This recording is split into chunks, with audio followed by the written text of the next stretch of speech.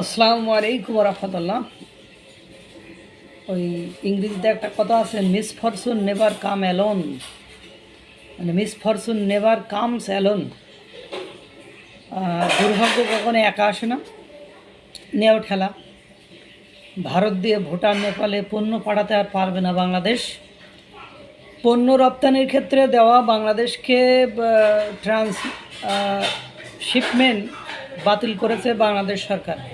গতকাল মঙ্গলবার এই সুবিধা বাতিল করে নোটিশ জারি করে ভারতের সেন্ট্রাল বোর্ড অফ সিবিআইসি। এর ফলে এখন থেকে ভারতের বন্দর ব্যবহার করে তৃতীয় কোনো দেশে পণ্য রপ্তানি করতে পারবে না বাংলাদেশ।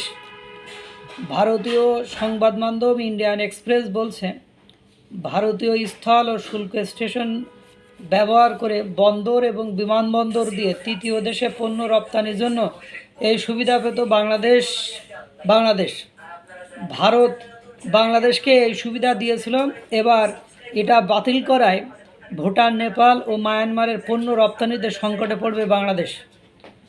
গত 8ই এপ্রিল ভারতের সিবিআইসি থেকে জারি করা নোটিশে বলা হয়েছে, 2020 সালের 29শে জুন জারি করা সার্কুলার বাতিলের সিদ্ধান্ত নেওয়া হয়েছে। অর্থাৎ সেই 2020 সাল থেকে এই সুবিধা দিচ্ছে।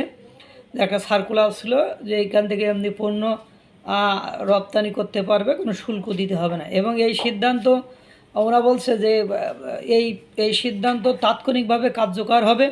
তবে আগের সার্কুলার অনুযায়ী ভারতে প্রবেশকারী বাংলাদেশের যে কার্গোগুলো আছে সেই কার্গোগুলোকে দ্রুত ভারত ত্যাগ করার অনুমতি দেওয়া যেতে পারে। অর্থাৎ সুবিধা সার্কুলার অনুযায়ী তো বাংলাদেশের এই সুবিধা পাওয়ার কথা। এ কারণে ভারতের যে কার্গোগুলো ঢুকে আছে বাংলাদেশের, যে ভুটান, তারপরে নেপাল, মায়ানমারে যাওয়ার জন্য, এগুলো ওখান থেকে দ্রুত ছেড়ে চলে যেতে বলছে। যে কিছুদিন আগে জানেন যে ডক্টর মোহাম্মদ ইউনূস চীন সফরে যান, সেখানে যে তিনি ভারতের চিকেন নেক্স নিয়ে কথাবার্তা বলেন। আর এর কিছুদিনের মধ্যে এই সিদ্ধান্ত এলো ভারত থেকে।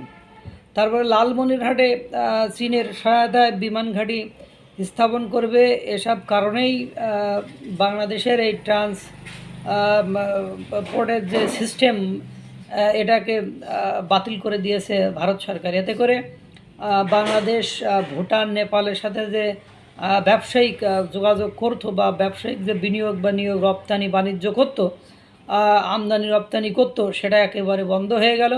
এতে করে বাংলাদেশের ব্যবসা নেপাল, ভুটান, মায়ানমারের সাথে একটা ব্যাপক সংকটের মধ্যে পড়বে।